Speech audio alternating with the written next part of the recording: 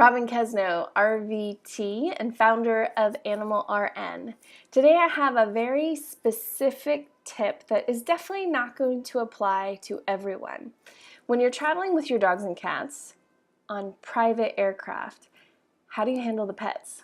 Specifically dogs and cats, you know that's my area of expertise. And there's definitely something to it. I mean, yes, of course, you can always put the animal on the plane and call it good, but that's not the kind of service that we do. It's not what the people I work with want for their animals. They want it to be not just okay, they want the animals to be comfortable. They want everything to go well. They want to make sure they don't have a bowel movement on the plane, that they're not nauseous. If they're anxious, they want to tend to that anxiety, and at the same time, they don't want to use medications if they don't need to. So what do you do and how do you know?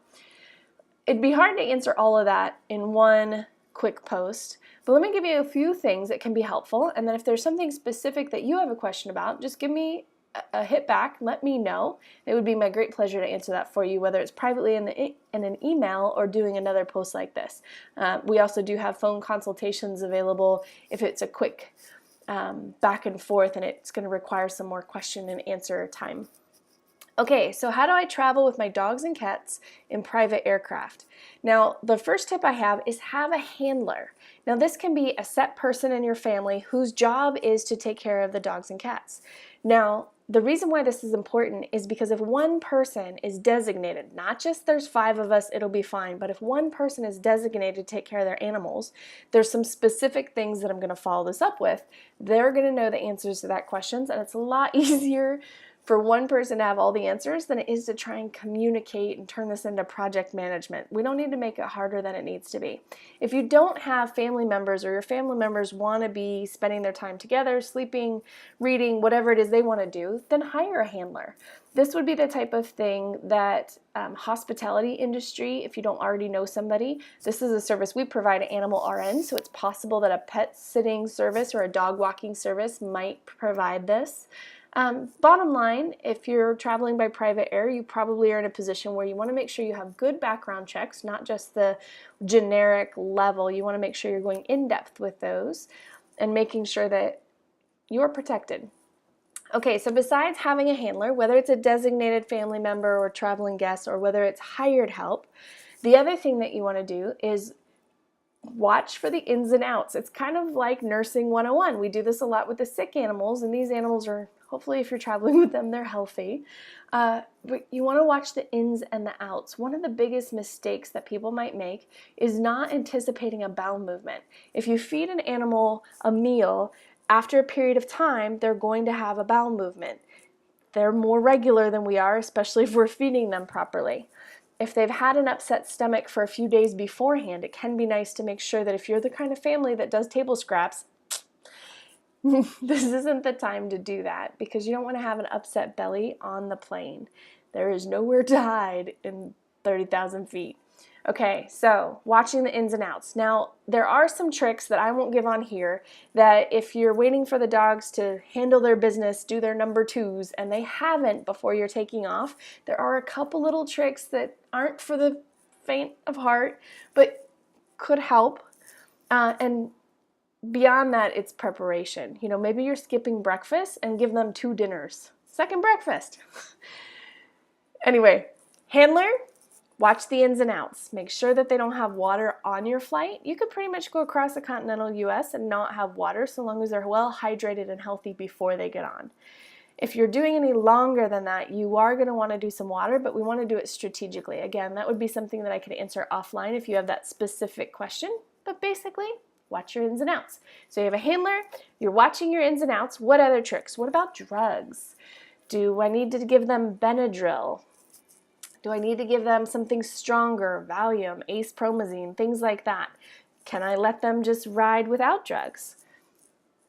As an RVT, I cannot speak to medications. I'm not able to prescribe, so this is not my particular arena. So you'll definitely want to double check with your veterinarian. I can tell you though, as Animal RN, when we're running around providing this service, we like to have the tools available. So we take the pets to their local vet, their regular vet, and we get the meds we would need if we were going to need them. And then we coordinate with the veterinarian to find out when we would use them and when we would not. And it's always okay to use less in this particular situation where it's not treating a disease. It's always okay to use less than the veterinary recommends. You never want to use more than the veterinarian recommends. So that's my basics on that. I prefer to have them and not need them than to need them and not have them. I also prefer to not give them if they're not needed. I like for the first time an animal flies to have them fly without medications, but to have them on board. One of the things that you can kind of generally say is that if a pill is given by mouth, all medications are different, on and on and on. However, in general, it's going to take at least 20 minutes for that medication to kick in if it's just a pill, just based on the body breaking down the pill, not even talking about each medication specifically, because they're all a little different.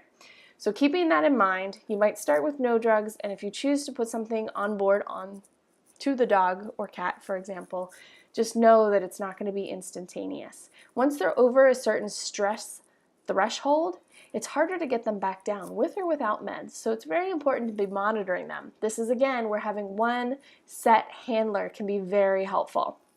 And I have one last tip for you, and that is, as you're flying, you're going to be going in and out, if you're flying private, out of FBOs, the little small airports next to the airports. And if you're a handler watching this and you've not done this before, they almost always have a patch of grass. And anytime you stop to refuel, anytime you can get a potty break in right before you go, that's always best. The other thing is, while you're doing that, letting them sniff, even if the bowel movements and the peeing on every tree to make sure that this town knows that your dog has been here, even beyond that, let them sniff, because sniffing gets them mentally stimulated, which will help them sleep and relax, and you'll have a better flight. Now, I guess I lied, I do have one more for you, and that's the main part during the flight is takeoff and landing. Just like for people, those are the hardest times in a flight, the same is true for your dogs and cats. One of the tricks I like is to give treats to dogs during the takeoff and landing.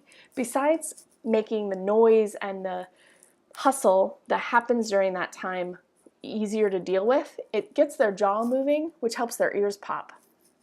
And on a cat, where maybe or a stressed dog that might not be eating treats, where their food drive isn't high enough, they're already too stressed, they don't want to eat. If I massage their neck, so I'm in the middle of rubbing their face and scratching behind the ear, I can rub their neck, and I'm actually going to push a little bit on their neck. Don't kill your cat. But if I rub a little bit, you actually can stimulate swallowing, which again can kind of get them into yawning and kind of help pop their ears. They're like small children and little old people. You can't tell them what's going on, so we just have to figure it out together. I hope this is helpful. If you have any specific flying with dogs and cats questions that I haven't addressed here, or you want more details, like I said, just let me know. Robyn@animalrn.com. Robyn is spelled R-O-B-Y-N. I look forward to talking to you then.